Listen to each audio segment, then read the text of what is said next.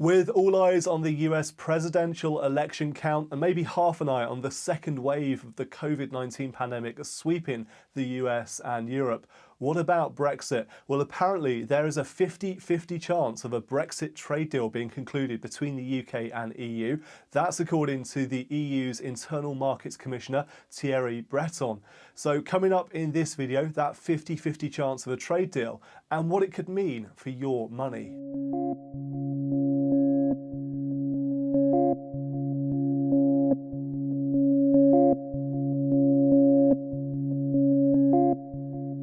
Hi everyone, I'm Martin Bamford, a chartered financial planner at Informed Choice, and in this video I want to take a look at new comments from the EU's Internal Markets Commissioner, Thierry Breton. Speaking on French television this morning, speaking on a channel called France 2 Television, Breton said, "We are extremely clear on the conditions and the access to our European market," and he said the UK has more to lose than the EU from access to our markets. So he was talking about a 50-50 chance of a Brexit trade deal being concluded by the end of the transition period coming up on the 31st of December.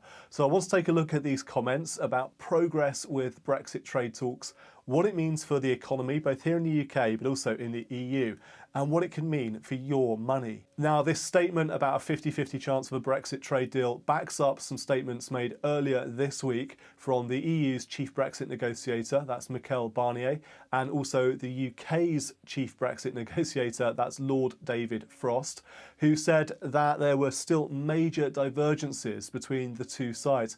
And the issues that appear to be at stake here are around fishing rights, that old chestnut, but also guaranteeing fair play rules to companies and how to solve any future trade disputes. Now, this was a pretty big week for Brexit trade negotiations. It was the end of a latest round of trade negotiations. They came to an end on Wednesday after 2 weeks of talks. So the UK's negotiator left Brussels, and this follows a threat last month from UK Prime Minister Boris Johnson to walk away from talks with Brussels because of their refusal to compromise on these key issues, including fishing rights. However, the talks do resume this weekend in London. The negotiators are still meeting, still talking. As they say, it's not over until the fat lady sings, and the fat lady has not yet sung. So for as long as these trade talks continue, there is a hope that some sort of trade deal will be concluded. How bad would a no-deal Brexit be for the UK economy? Remember, of course, this comes on top of the impact of COVID-19 and this current second wave, including the second wave of restrictions on the UK economy. So we had statements yesterday and forecasts yesterday from the Bank of England saying they expect the UK economy to shrink this year by 11% and then grow in size next year by 7.75%. This is largely driven by the impacts of COVID-19. The forecast for economic growth next year not as positive as it was the last time they made that forecast. And it is, of course, only a forecast, so we know how unreliable forecasts can be and have been in recent times. So do take that with a pinch of salt. However, looking specifically at the short-term hit from Brexit, trade deal or not, the bank said in its report yesterday the expected reduction in exports and the impact on domestic supply chains reduces projected GDP directly by around 1% in 2021 quarter one. Now, the size of the UK economy, the size of UK GDP last year in 2019 was an estimated £2.21 trillion. So a 1% hit in the first quarter next year from the impacts of Brexit, trade deal or not, would cost the UK economy around £200 billion. So more than the £150 billion announced yesterday that the Bank of England is printing to extend its bond buying programme of quantitative easing. All these Bank of England forecasts, however, make a fairly critical assumption, and that is that the current raft of COVID-19 restrictions are eased in time for next year. And I don't know how likely that is, because yesterday afternoon we heard from the Chancellor Rishi Sunak, who extended the furlough scheme for employees unable to work because of COVID-19 all the way through into the end of March 2021.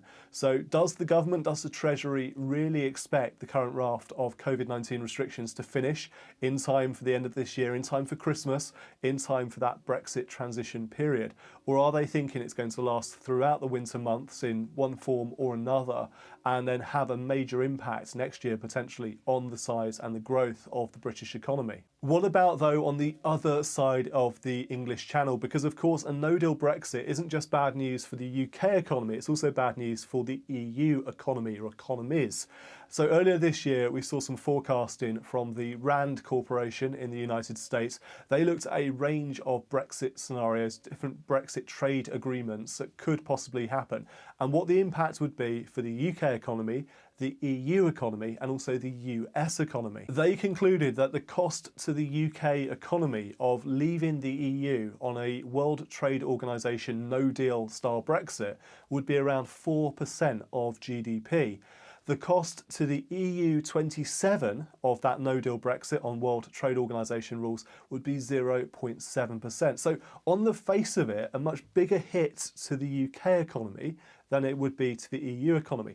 However, what we have to keep in mind is that the size of the EU economy for the EU 27 is significantly bigger than the size of the UK economy, around 6.3 times bigger. So whilst it's a 0.7% hit in percentage terms, much smaller than that 4% hit to the UK economy, for the EU, it's actually a bigger hit to the economy in cash terms than it would be for the UK. So going back to that comment from Thierry, Breton, the EU's Internal Market Commissioner, saying that it would be more damaging to the UK than it would be to the EU. Well, yes, in percentage terms, that Rand Corporation forecast bears that out, but in cash terms, in monetary terms, of course, much bigger hit for the EU economy. With all that said, I think it's going to be incredibly difficult to unpick the impact of Brexit for the UK and the EU from all of the other stuff happening, primarily the economic impact of COVID-19.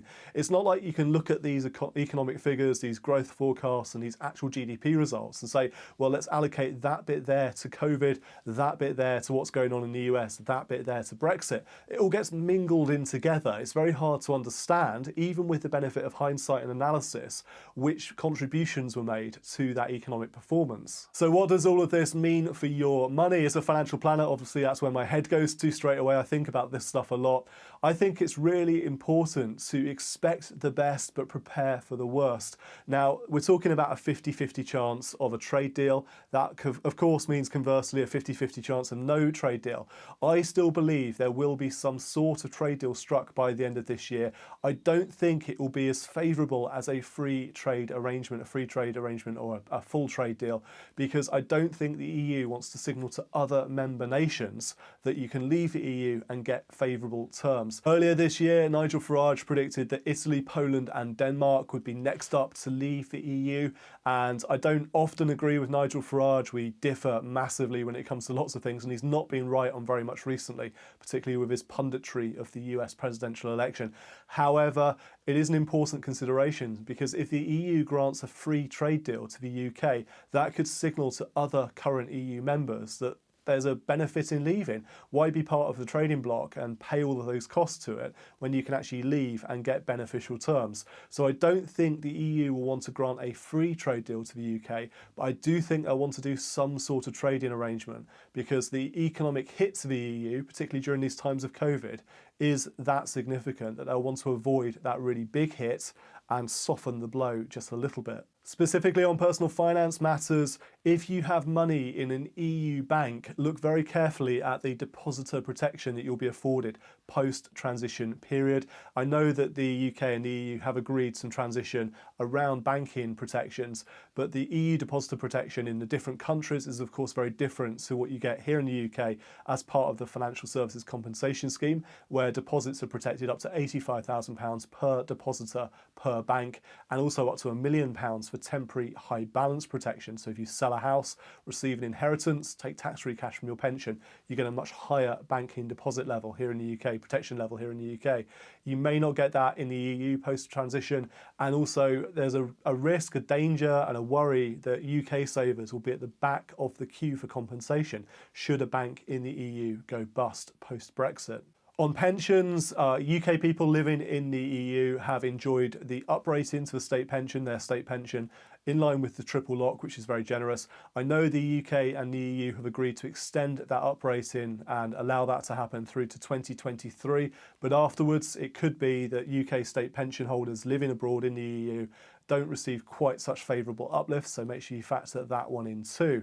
And then more generally, I think this is about going back to basics, making sure that if there is going to be economic turmoil in the months and years ahead, not just as a result of Brexit, but as a result of all sorts of things going on in the world, and particularly COVID-19 and this pandemic, then make sure your house is in order, make sure your personal finances are well sorted. So look at your budgeting, make sure you pay back any expensive unsecured debt. Look at the size of your emergency fund, and if you can, boost that cash emergency fund. It's never a bad time to have cash on hand, particularly when jobs are at risk and when the economy is wobbly. And then looking at your investment portfolios, including your pension pot, make sure these are well diversified within mainstream investment asset classes. So don't put all of your eggs in one basket, spread the risk. Look at a range of global equity assets, but also non-equity assets, including bonds and property and some cash again. So well-diversified portfolios, something that will see you through short-term market turbulence and economic turbulence. What do you think about this 50-50 chance of the UK concluding some sort of trade deal with the EU? Let me know in the comments down below. Thank you so much for supporting this channel as we march on towards that milestone of 1,000 subscribers, which we were very excited about. If you haven't subscribed yet, this is your opportunity. Go on, press that subscribe button down below. It just takes a second. I promise it will feel good once you've done it. So press subscribe now. Until next time, I'm Martin Bamford. And when it comes to your money, the more you know, the faster it can grow. Thank you for watching.